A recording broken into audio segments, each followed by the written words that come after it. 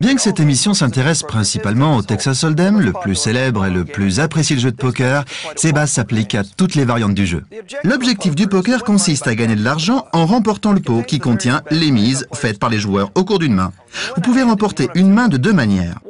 Vous dévoilez la main la plus forte à la fin des différents tours d'enchères. S'il reste deux joueurs ou plus à la fin du dernier tour, ils doivent retourner leur carte face vers le haut. Le pot revient au joueur tenant la meilleure main lors du dévoilement. Vos adversaires se couchent.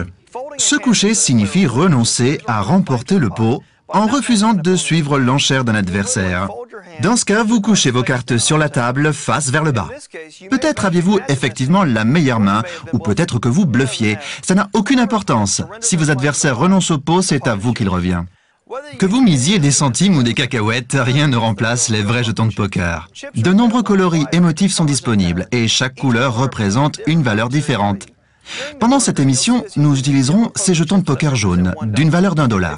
Si vous voulez donner un petit air de Vegas à votre partie, essayez d'utiliser des vrais jetons.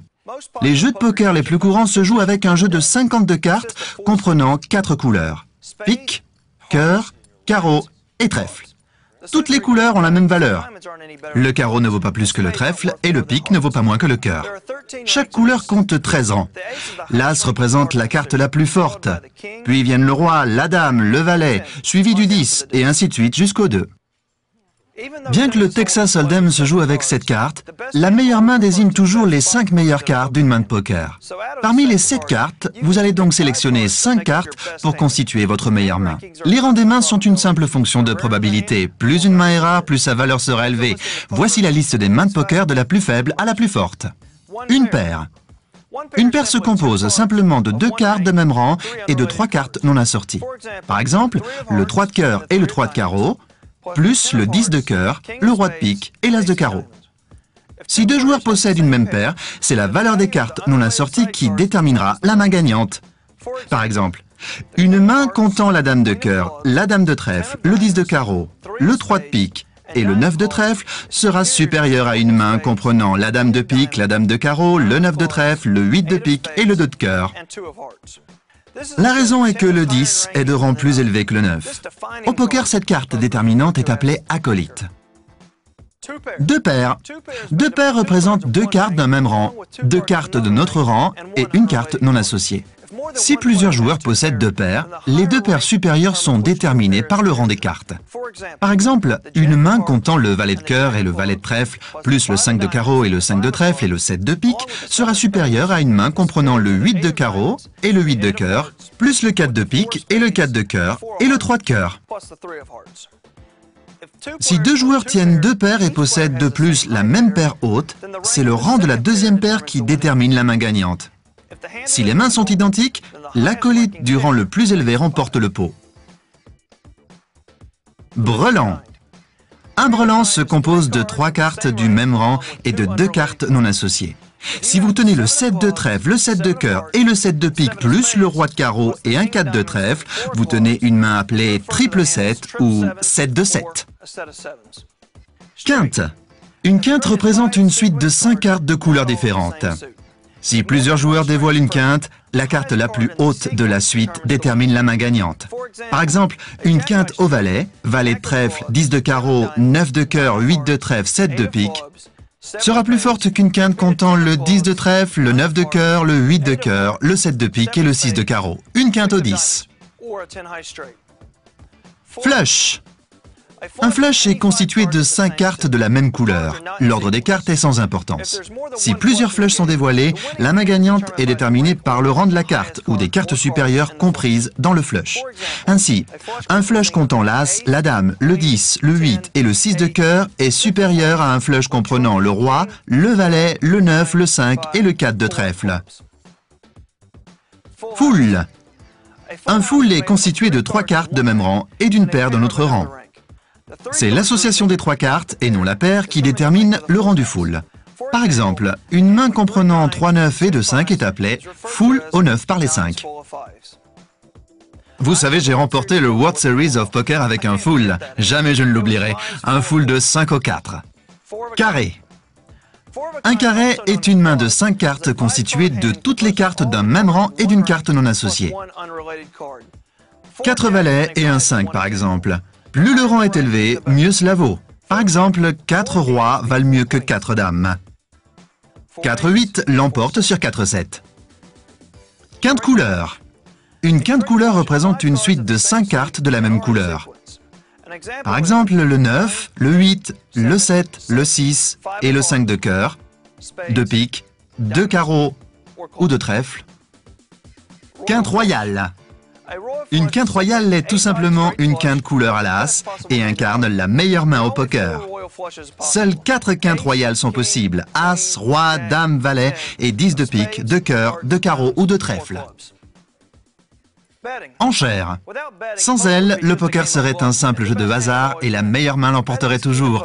Les enchères sont essentielles au poker. Limiter ses pertes avec une main faible tout en gagnant le maximum avec une main forte représente l'objectif du jeu.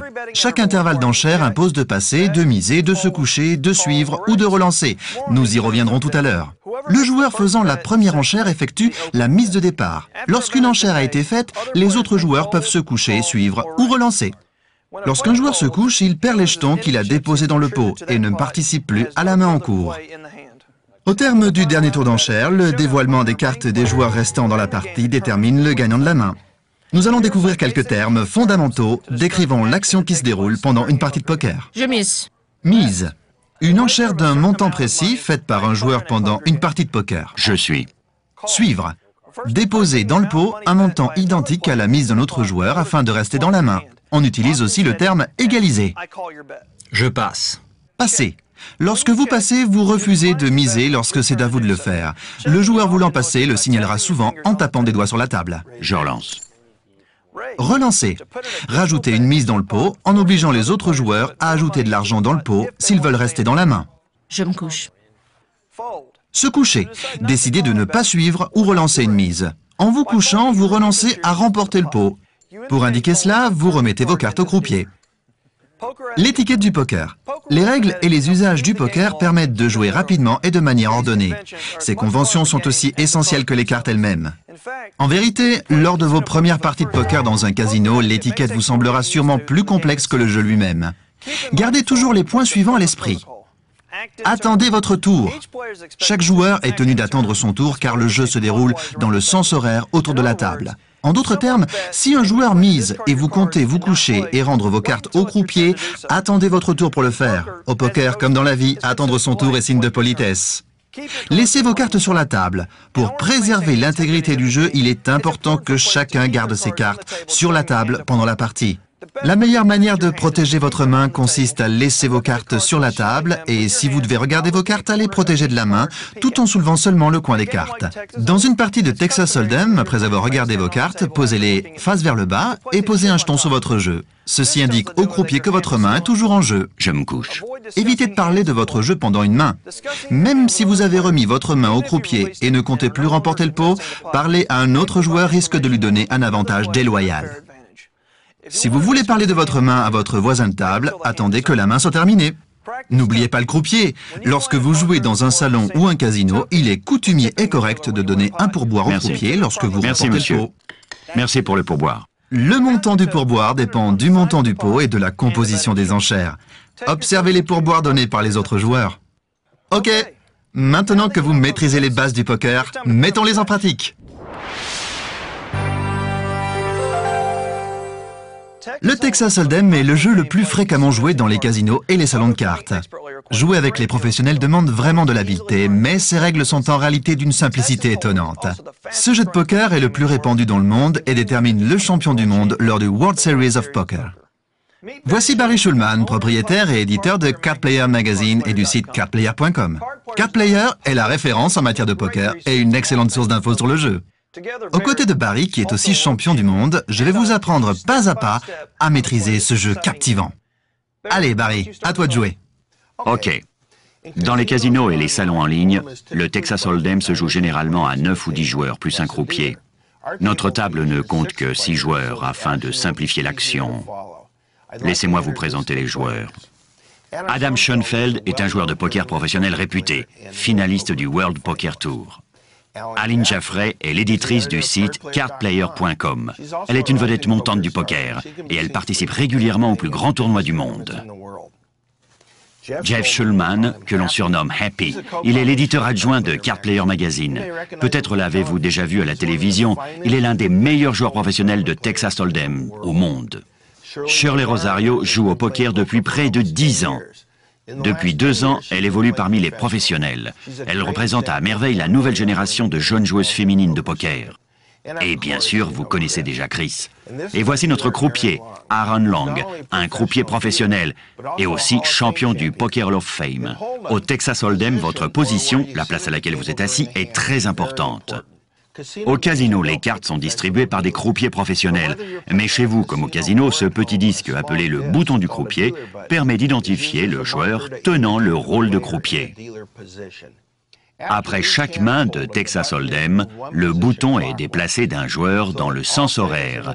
Ainsi, après un tour complet, tous les joueurs auront bénéficié des mêmes positions avantageuses. Nous reparlerons des stratégies de position tout à l'heure. Avant la distribution des cartes, les 2 premiers joueurs assis à la gauche du croupier, dans ce cas Shirley et Jeff, doivent effectuer les enchères aveugles, qui servent à stimuler l'action. Concrètement, ces 2 joueurs vont miser avant d'avoir vu la moindre carte. C'est pourquoi ces mises s'appellent enchères aveugles. Dans cette partie de Texas Hold'em à 2 $, 4 $, les enchères aveugles sont de 1 $ et 2 $ respectivement. Le gros blind est égal à la mise de départ. Tous les joueurs reçoivent alors 2 cartes posées face vers le bas.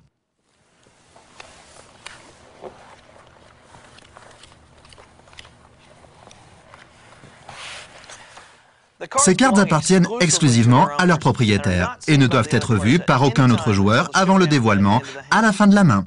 À ce propos, dans la mesure du possible, essayez de garder un visage impassible lorsque vous regardez vos cartes.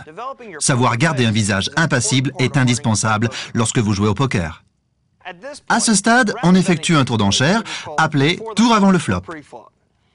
Pendant le tour d'enchère avant le flop, le joueur assis immédiatement à gauche du gros blind, dans ce cas Adam, n'a que 3 possibilités. Les enchères aveugles ont déjà été effectuées par les joueurs assis en première et deuxième position, Shirley et Jeff, et Adam peut donc se coucher.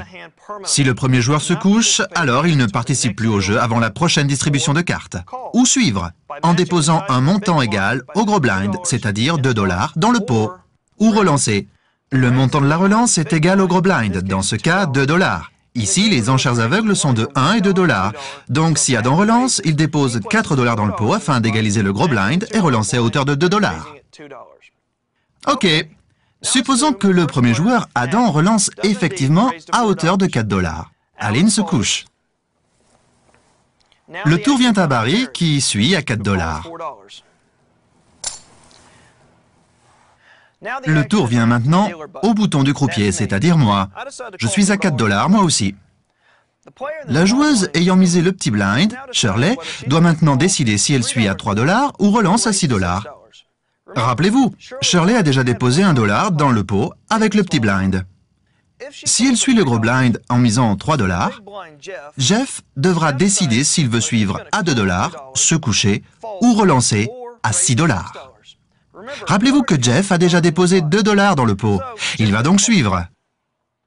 Revenons sur ce qui s'est passé. Shirley, le petit blind, a misé ses 1 $. Jeff, le gros blind, a misé ses 2 $. Ces enchères aveugles sont obligatoires. Il n'avait donc pas le choix. Adam a relancé, élevant la mise à 4 $. Aline s'est couchée. Barry a suivi à 4 $ et j'ai suivi à 4 $ moi aussi. Shirley, qui avait déjà déposé 1 $ dans le pot avec le petit blind, a suivi la relance d'Adam. Jeff, le gros blind, a misé ses 2 $.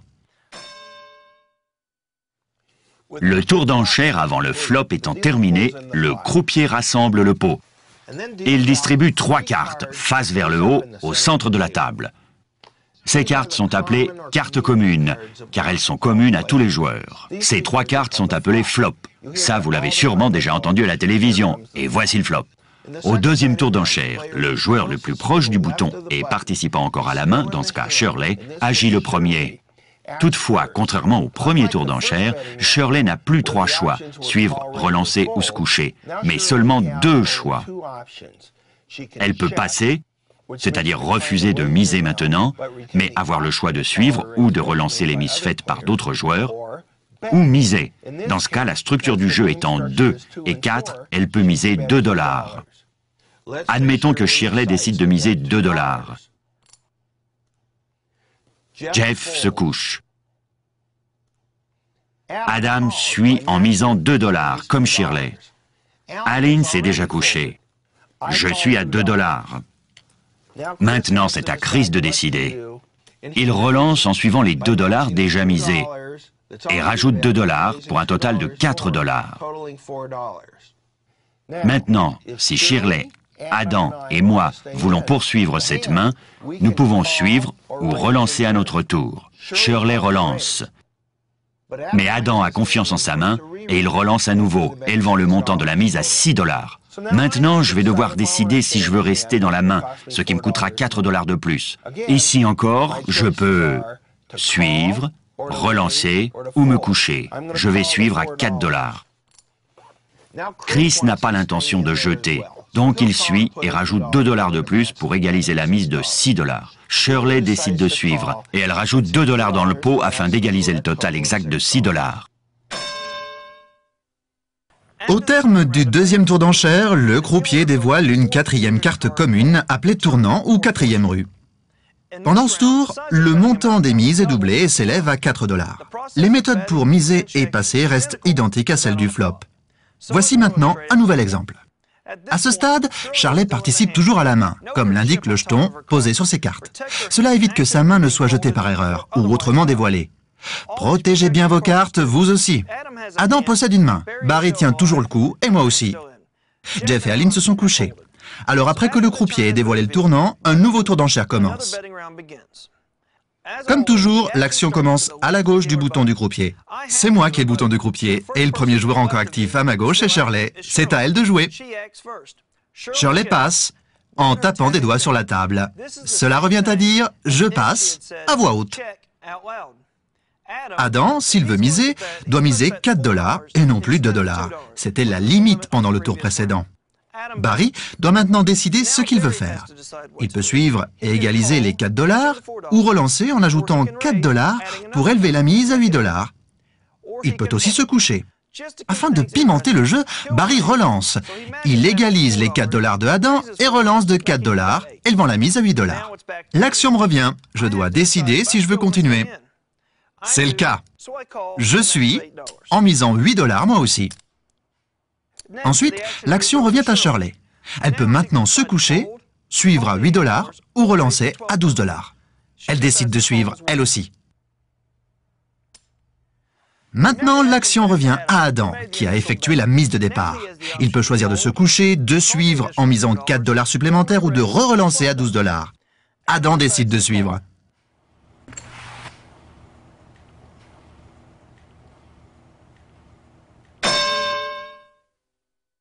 Au terme de ce troisième tour d'enchère, le croupier dévoile la 5e et dernière carte commune appelée rivière ou 5e rue. Les enchères se déroulent comme au troisième tour, ou tournant, ce qui signifie que les mises sont toujours doublées. Il reste donc Shirley, Adam, Barry et moi. C'est à Shirley d'agir en premier. Elle passe. Adam mise 4 $. Barry se couche. Maintenant c'est à moi. Je choisis de faire durer le suspense et je relance à 8 $. C'est à Shirley de jouer maintenant. Elle décide de se coucher. Adam peut maintenant choisir de suivre ma relance, de se coucher ou de relancer à son tour. Il décide de suivre la relance de 8 $ et ajoute 4 $ au pot. Maintenant, voyons les mains des joueurs. Puisque c'est moi qui ai relancé, je dévoile ma main en premier. Je dévoile 2 paires, des 5 et des 4, avec une dame acolyte.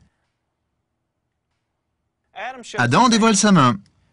3 dames, avec un valet et un 8. Bien joué Adam, il remporte ce pot.